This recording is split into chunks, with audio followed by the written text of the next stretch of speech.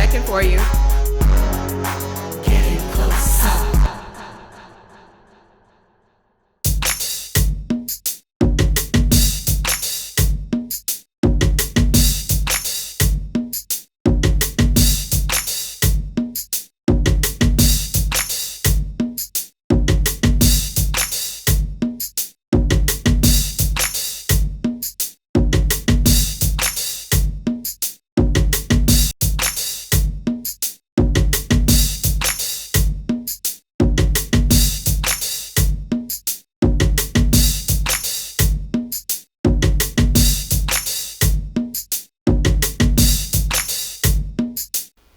Hey friends, welcome to Getting Close Up, a show focused on independent artists and creatives.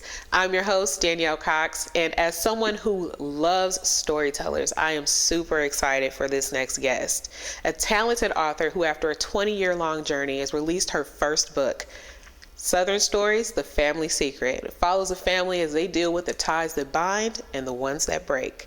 Joining us from Washington, D.C., today we are getting close up with LaWanza Spear. Hello. Hello. I'm excited. Thank you for having me.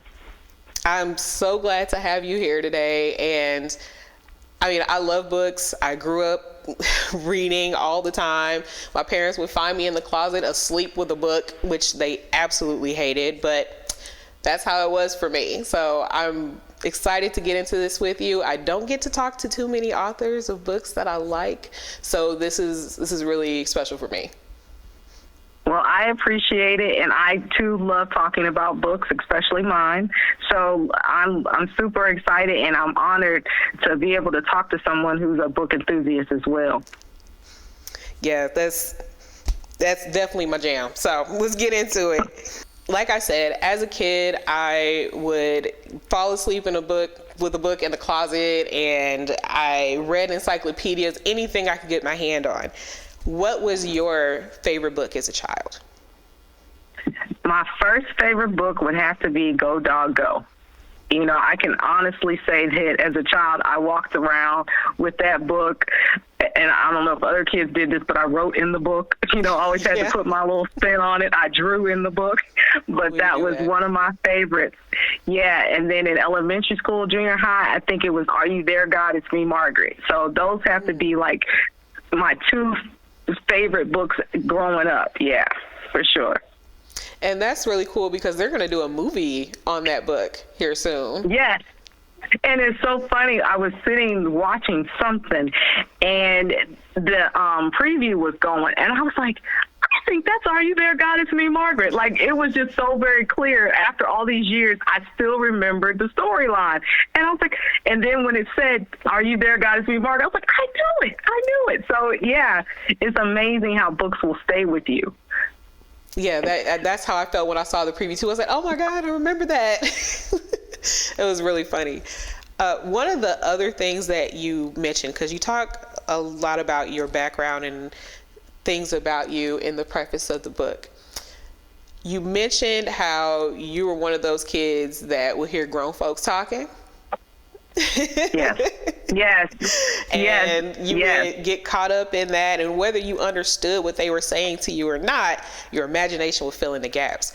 What was it like being one of those kids that would hear grown folks talking in the South? Well, and let me start by saying that I was raised in Chicago. I was born in Chicago, raised in Kansas City.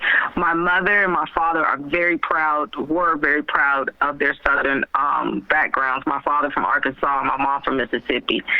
So hence the celebration of my roots in the book Southern Stories.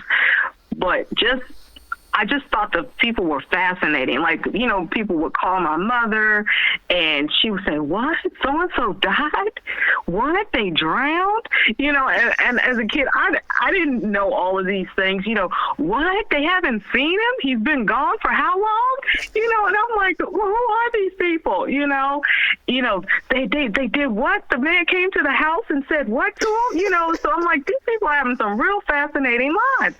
And so, you know, when I started reading, you know, like I said in the book, when I started reading like Maya Angelou and James Baldwin, Richard Wright and others, I was like, these are the people that I've heard about, growing up. And I'm like, this resonates with me. I know these people. And so it was a space of familiarity for sure. Yeah. And it's funny that you say that, because you're getting the one end of the conversation from listening to your mom, and she's responding like how we do when we're on the phone with our girlfriends or somebody, or our sister or auntie or somebody today, and you just sitting there like, you getting half the story and you're having to fill in the blanks in your mind and creating something else. Yeah, because I'm imagining, I know this was years ago, we got to call it someone, and I don't know if it was a family member, a distant relative. They had drowned. It was a child. And I was like, wow. And so in my mind, I'm like, seeing this child, like imagining what that would have looked like, just all these fascinating stories. Some of them are not tragic, some of them were celebrated stories, but it resonated with me, like I said, because I'm just curious like that. I'm just a curious person. So I'm like, well, what happened? How did he get there? Or, why are they like that? And, so yeah, I'm still like that to this day. I want to know. I just want to know. And then when you ask at that point, or if you thought about asking, it's kind of grown folks' business. Like, no, I never ventured to ask. No, because you couldn't, because they would be like, right. Why were you listening in the first place? Yeah, I was definitely one of those kids. So seen and not heard. Exactly. That's a huge thing for most Black kids growing up. Period. Especially if you had family from the South. That was definitely. Yeah. Yeah. If your parents were of a certain generation. Yeah. And so you use a pseudonym, Albe Charles, to write the book. What made you decide to use that? I chose to use a pseudonym because I have more books in me. And I did not want, at some point I'm going to be writing nonfiction. Right. And so I wanted to be organized in the fact that my fiction books would be under a pseudonym and my nonfiction books would be under my real name. Just to kind of keep that line, and so that my audience would be familiar with one genre and the other audience would be familiar with me from the other genre. So just trying to keep it organized. I chose the name. It's parts of my mother and my father's names. That's how I came up with Albe Charles. My father's name was Albert, and my mother's name was Charlena. So it's celebrating them all throughout the book in every way I could. That's beautiful. And you can even tell from the cover that it's a celebration of family. Tell me a little bit about the cover and your connection to the art on the cover. Okay, so that was really in my mind, right? You know, the Bible talks about having a vision, and I had a very clear vision about what I wanted. And I worked with my publisher and told her, I was like, I see this dresser, right? I see this dresser in the bedroom, right? I see something on the dresser. So she sent me all these different pictures of dressers, and I was like, nope, that's not it. That's not it. She said, and I said, I want it to look authentic, right? Because I'm looking back, I'm thinking about my grandmother's bedroom and all the bedrooms, my aunt's bedrooms, and just as a child growing up, like, see those big pieces of furniture, right? And I'm like, okay, I know what it is when I see it. And so she sent me this picture, and I was like, okay, I like that dresser, but it had something on it. I was like, you got to remove that. So she was very good about seeing what I saw. And I was like, okay, so we got this dresser. There needs to be something on the dresser. So I was like, okay, there's a picture frame there. So I was like, okay. And I was like, so then there needs to be pictures in there. I said, well, who better to have on there than people in my family? So I celebrate my parents and my sister on the cover because, again, I'm celebrating my family throughout. This is just me celebrating the life that God has given me, the people that God has surrounded me with, and the love that I felt, my circle of influence. So it's just all throughout. I want people to know I am blessed. I am grateful and thankful for who I am and from whence I come. That's really sweet and full circle that you have your sister and your parents on the cover. That's really sweet. Because it's there is a connection. If you read, since you, Danielle, I know you read the book, right? I did. So if you get the picture, right? That wasn't even intentional. I found that picture and I said, that's kind of connected to the book. So that's why I chose that one particular picture. But everybody else, you're gonna have to read the book to figure out exactly what I'm talking about. Exactly. Now that you have said what the connection is, and after reading the book, I see it. I 100% see it. So that's really cool to know. And yes, you'll have to get the book and read it to understand fully that connection. Right, because right now we are talking in code. We are very much talking in code. That's fine. If you know, you know. And that's right. If you know. That's right. Being able to connect with characters as soon as I pick up a book. Like it's probably a little judgy of me, I'm not gonna lie, but I do appreciate a certain tone and being able to connect right away. If after a few pages I'm not feeling it, I'm not feeling it. That's just how I am as a book reader. And when I started reading this story, I immediately connected to the characters. How do you approach character development and creating characters when you write? For me, again, because it's a celebration, for me, I drew from what I knew, right? I drew from what I saw. I drew from what I experienced. And so a lot of all of my characters have bits and pieces of people that I've known, that I've experienced, their behaviors. It's a composite. Each person is a composite of a whole lot of people. And that to me, I think lends itself, I think it creates the level of realism and connectivity that you felt when you read it, right? Because I wasn't just pulling this. It wasn't random. I was actually pulling from people. And so everybody has certain family types, right? Everybody has that cousin that you don't see very often, and because they're always kind of in trouble. Everyone has, that family member that, you don't even know where they live, but they just kind of pop up. Everybody has that faithful family member that's going to pray everybody through. Everybody, this is our culture. And you can point to, I think everybody, once they read a book, you can point to someone in your family when you look at any one of these characters. Oh yeah, absolutely. I mean, when they started in with Emma, you get introduced to Emma. I was like, oh, I know Emma. I know Emma. I know her, right? I know her.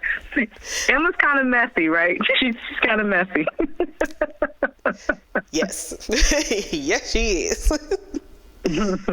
And you essentially started this, and I mentioned in my intro, this is a 20-year-long journey, and you essentially started this story when you were very young. What made you decide to tell this particular story to deal with family secrets? Again, it was something about the first part of the book, right? The first part of the book, and as you stated, this has been a 20-year-long journey from the time I wrote the first pages. And it was something about the first part of that book, the scene with baby Lena standing at that table and them singing happy birthday to her. That just stuck with me. Right. And I wrote that and put it down, right? I had in my mind where I was going. I even wrote out where I was going, but as time went on and I really began to know the characters and they began to know, began to manifest themselves to me, I followed them, right? So it's like meeting people and being true and authentic to where I felt they were going. I followed them because like the book took a turn that I really wasn't expecting. And those that know me know that I actually set the book down because I was like, okay, I don't know what to do from here. It was like, I wasn't expecting this. I don't know where to go from here. But I picked it back up and I kept moving. The book took as long as it did, honestly, for a couple of reasons. And the first one is procrastination, which is an evil spirit. I'm going to say that. Procrastination is, yes, exactly. It is not our friend. But thankfully, God allowed the book to finish in its own time. And I'm gracious and grateful for all the exposure and the experiences I've had since I finished. But yeah, once I picked it back up when my parents passed away, because it was therapeutic. It was a way to get my mind on something else, and it was a way of going somewhere without actually going somewhere. So that was a bit of therapy for me to actually engage in my writing once again. Yeah, that's deep. And right there. Yeah, it really was. It was very, very therapeutic. And then I got to the finish line during COVID because I was like, okay, I have no excuse, right? Because we have all these excuses, work obligations, church obligations, sorority obligations, whatever it could be, family obligations. But in COVID, we weren't going anywhere. So I had no excuse not to lend my attention to the book. And that's what I did. And I was determined that before we ended COVID, that I was going to finish my book. And that's what I did. And it's important that you mention procrastination because I've dealt with that my entire life. And it's something that once you start trying to overcome it, you actually see that there was a process of progress that happened during those years where you were saying, but I should have done this and I could have done this, but I'm not doing this. And you might beat yourself up. So I want to ask you, whatever your shoulda, coulda was during that 20-year long period where procrastination may have been hanging you up in spots, do you think that if you would have finished the book when you thought you should have finished the book, that it would be the same today? No. And it's interesting you say that, and I'm glad you said it the way you did, because that actually gives me a different perspective just in this moment. So thank you for that. But I can honestly say that you're right. Everything happened in its own time, because in that process, right, over those I was able to develop the characters to the point that they were developed, right? I was able to have more life experiences in that space of time. I was able to encounter networks of other authors who influenced me and gave me sound judgment, sound advice, encouragement, wisdom for even how to move forward in the process, the literary process. So yeah, you're exactly right. It's the best it could be, right? So thank you for that. I received that. That was good. Well, I'm glad that helped, because after I finished the book and I went back to read about your journey in doing this book, I thought about, so I like to play video games. I've played video games most of my life. And sometimes you'll get to a point where there's this quest that you have to do. And sure, you could do it right now and try to complete it, but you won't. You won't get everything you need from it, because there's other side quests that you have to do in order to gain the experience or gain items and things that you'll need that will make the next time you try that quest a breeze, or will fully prepare you for completing it at the capacity that you should. And so it's just a way to tie in two things that I enjoy: video games and books. But that's what jumped out at me, and that's why I asked that question. And I'm glad you did, because I do believe, and I live by God's timing, right? God knew before I knew, right, that it was going to take as long as it did. And to your point, there was a reason why. So thank you for affirming that, for sure. That's awesome. I do want to switch gears a little bit, because another part of the journey outside of the creative process and getting the book completed is publishing and like actually making the book happen.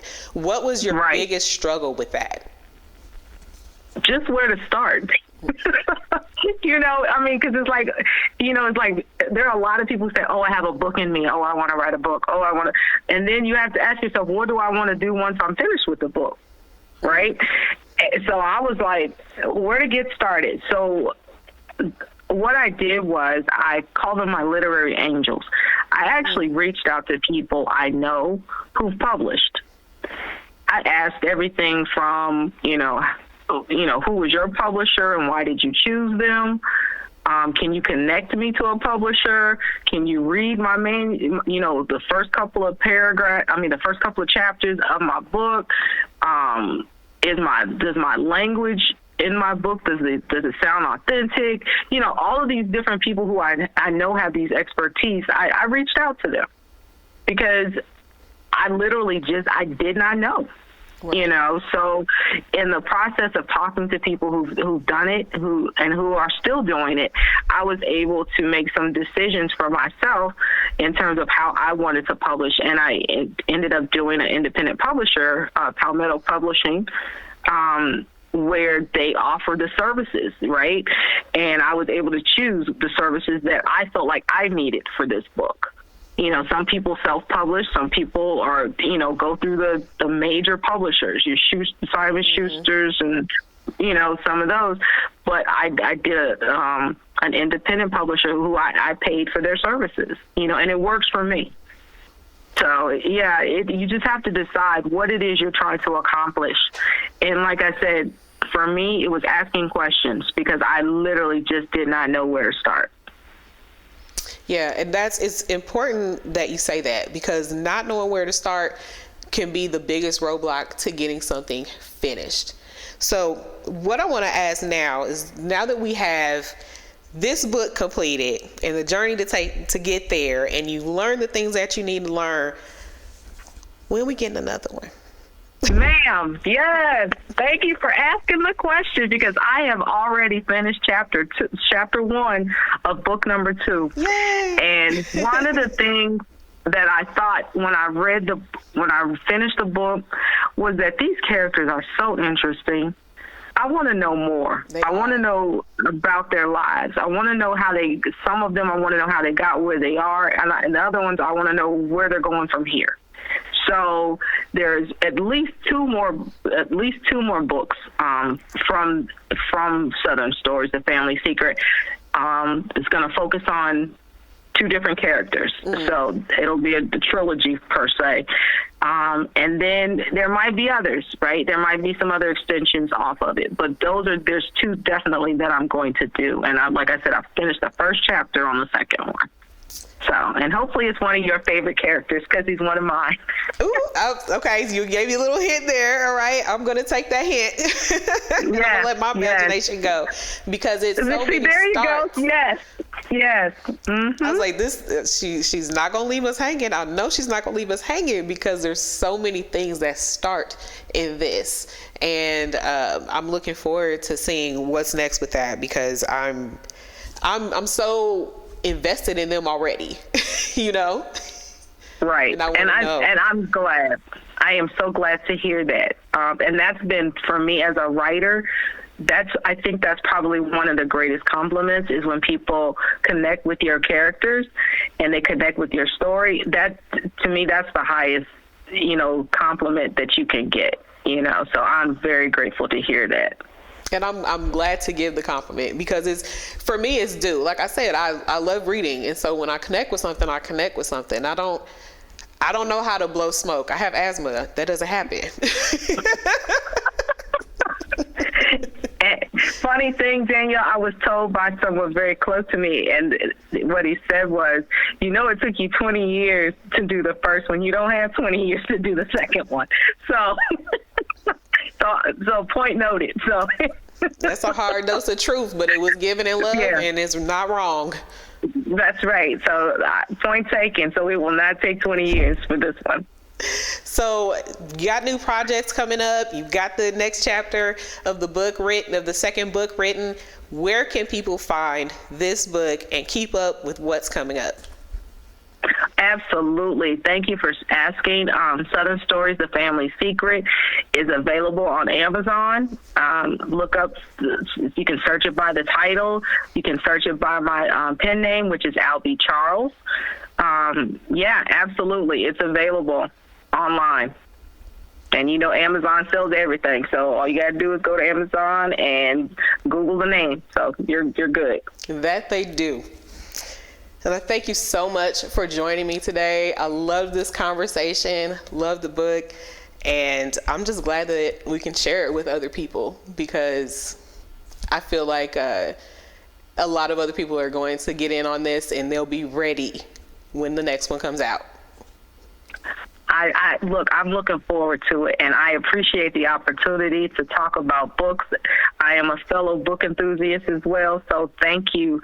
I share your love and appreciation for the literary word, and I think our society, our culture, our community does well when we read. That it does. Well, that wraps up today's show. I'd like again to thank my guest LaWanza Spear for joining me today. The links to find her book and information about finding her book will be down in the description box below, so make sure you check her out. If you had as much fun as we did today, make sure you like, share, and subscribe so we can keep bringing it to you. Episodes of Getting Close Up air bi-weekly on Fridays. Also, make sure you check out GCU Review with me and Dee while we give you the takes on what's hot and what's not. You won't want to miss it.